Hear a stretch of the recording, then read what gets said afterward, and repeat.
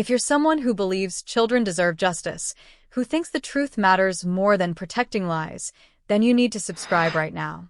Because if you won't stand up for missing children by hitting that subscribe button, then honestly, what will you stand up for? And if you're not going to subscribe, at least have the courage to tell us why in the comments. I know that nothing I can say will undo the harm I've caused, Geddes told the packed courtroom, his voice barely audible. I exploited your worst nightmare for my own gain. I gave you false hope when you needed real answers. I am truly, deeply sorry. But it was what Geddes said next that provided the most chilling insight into the network that had taken the children. I want the court to know that I was a small part of something much larger, he continued. The people who hired me, who used me to create confusion around this case, they are still out there. They are still taking children. And they are very, very good at what they do. Geddes' statement confirmed what investigators had long suspected. His fraud had been coordinated with the trafficking operation from the beginning. The Sullivan family attended the sentencing hearing, the first time they had appeared publicly since the early days of the investigation. Elizabeth Sullivan, Lily and Jack's mother, read a victim impact statement that left few dry eyes in the courtroom. Darren Geddes didn't just steal our money, she said, her voice steady despite the tears streaming down her face. He stole 4 months of our lives when every minute mattered. He stole our hope and turned it into his profit. Most importantly, he may have stolen our chance to find our children while they could still be found. But I want him to know, and I want everyone to know, that we will never stop looking for Lily and Jack. No matter where they are, no matter how long it takes, we will find them and bring them home. Elizabeth Sullivan's statement captured something that has sustained the investigation through its darkest moments, the absolute refusal of the people who love Lily and Jack to give up hope. Detective Sergeant Morrison, who has become something of a surrogate family member to the Sullivans over the past year and a half, echoes that determination.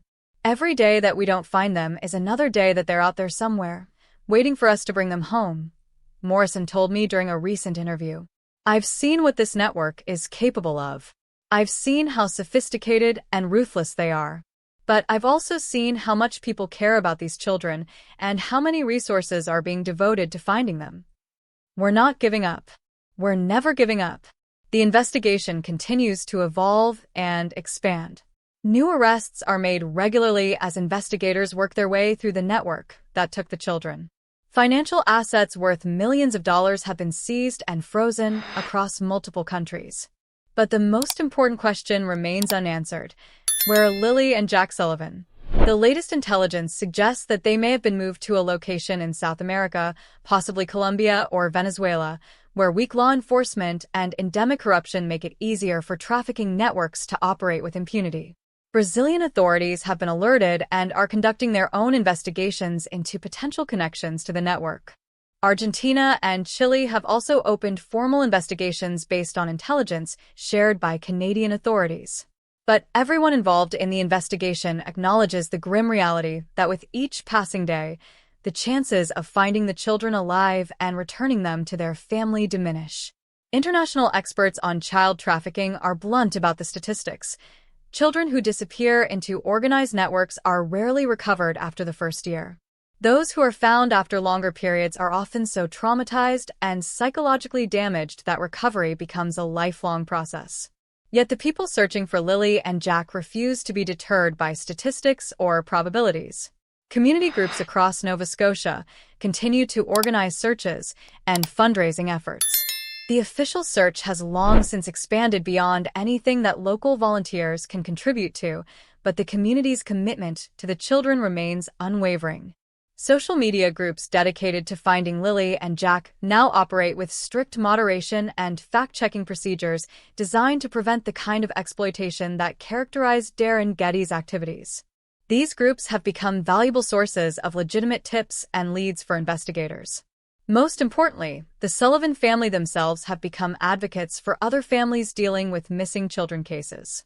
They travel across Canada speaking to parent groups, law enforcement agencies, and government officials about the need for better resources and coordination in missing children investigations.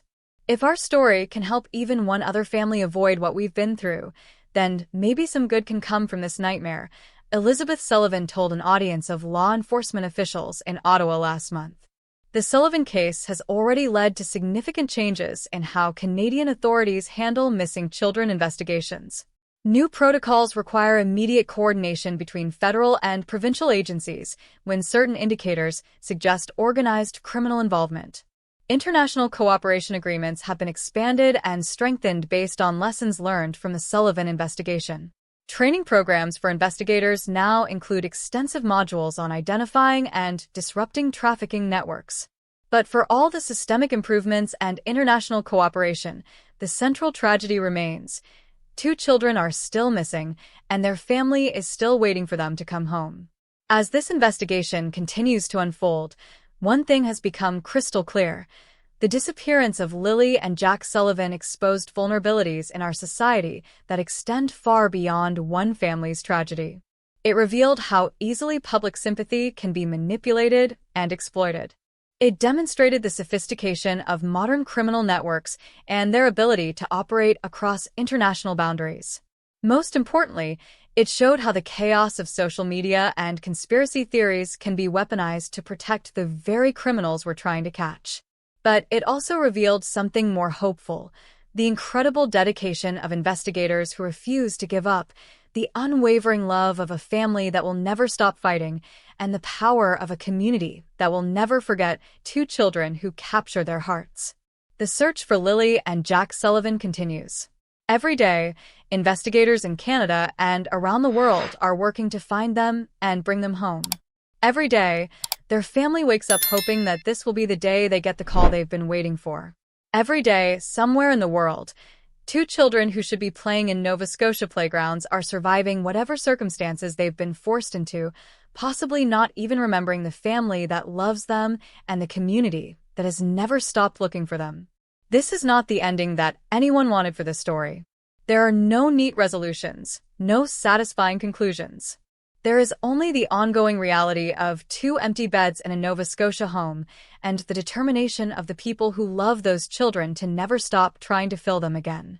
But if there's one lesson that the investigation into Lily and Jack's disappearance has taught us, it's that hope and determination can survive even the darkest circumstances.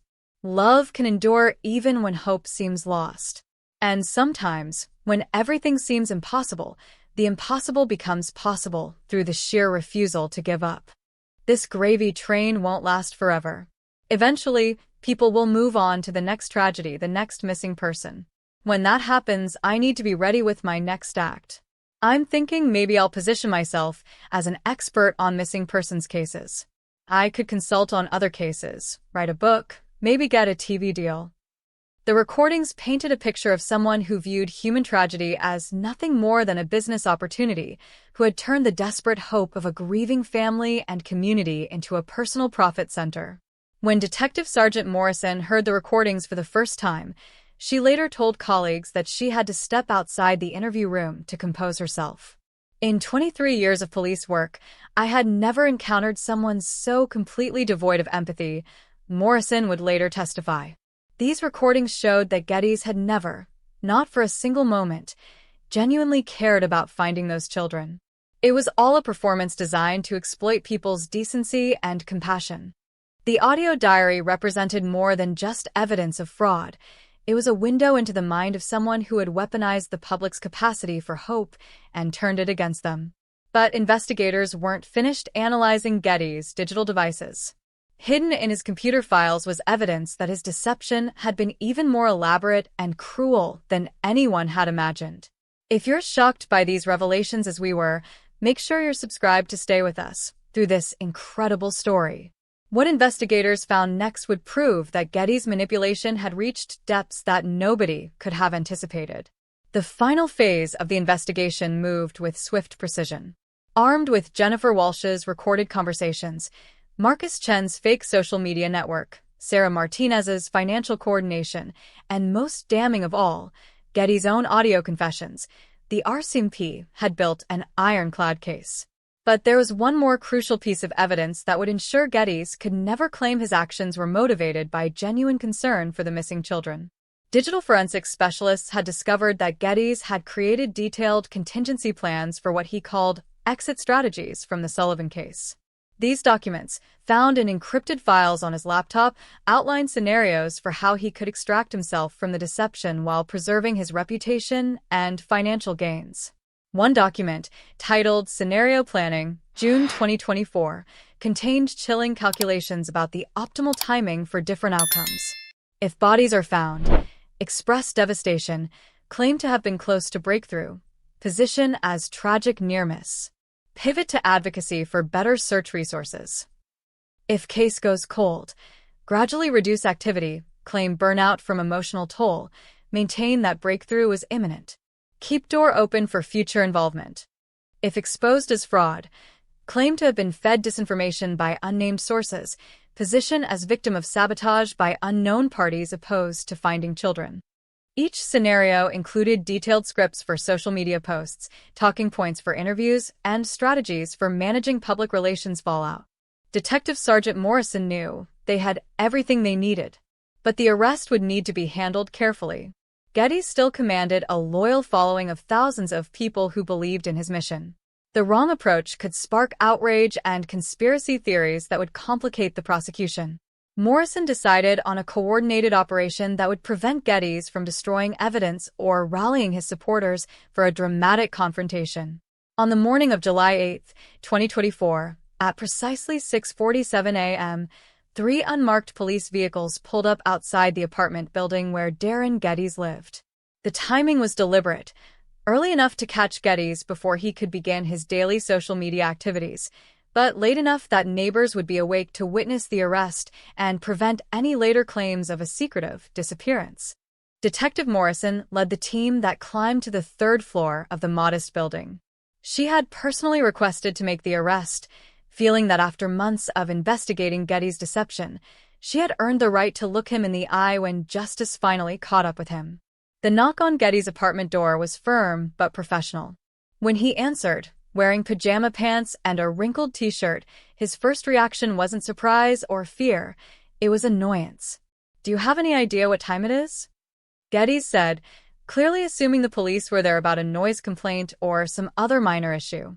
"I've got a live stream scheduled for 9 o'clock. I can't be dealing with whatever this is right now." "Darren Geddes," Morrison said, producing her warrant. "You're under arrest for obstruction of justice, public mischief, fraud over $5,000, and conspiracy to commit fraud." For a moment, Geddes simply stared at her, as if the words hadn't registered. Then his face went through a rapid series of expressions: confusion, recognition, calculation, and finally, resignation. "I want a lawyer," he said simply. The search of Geddes' apartment took 4 hours. Investigators seized computers, phones, tablets, financial documents, and boxes of correspondence with supporters and co-conspirators. They also found something that provided a final, bitter irony to the case. A wall covered with photos of Lily and Jack Sullivan hadn't been random victims. They had been specifically selected and taken to fulfill what investigators could only describe as a custom order from someone willing to pay hundreds of thousands of dollars for 2 children matching their exact descriptions. The discovery transformed the investigation from a search and rescue operation into something much darker, a race against time to find 2 children before they disappeared forever into an international network designed to make people vanish without a trace.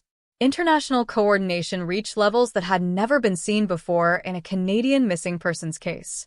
The FBI assigned a dedicated task force to the investigation. Europol activated specialized units in 12 countries. Intelligence agencies from Australia to the United Kingdom began sharing classified information about similar networks operating in their jurisdictions. But despite these massive resources and international cooperation, the trail had gone cold. The last credible intelligence about Lily and Jack's whereabouts came in March 2025, when facial recognition software flagged 2 children who might have been them in security camera footage from an airport in Prague, Czech Republic. The footage showed 2 children, heavily sedated and being wheeled through the airport in wheelchairs, accompanied by adults carrying what appeared to be legitimate medical documentation explaining their condition. By the time Czech authorities were alerted and arrived at the airport, the flight had already departed for an unknown destination in South America. The documentation turned out to be sophisticated forgeries, but the trail had already gone cold. Darren Geddes, meanwhile, was sentenced to 12 years in federal prison after pleading guilty to all charges against him. During his sentencing hearing in April 2025, he was given the opportunity to address the Sullivan family directly.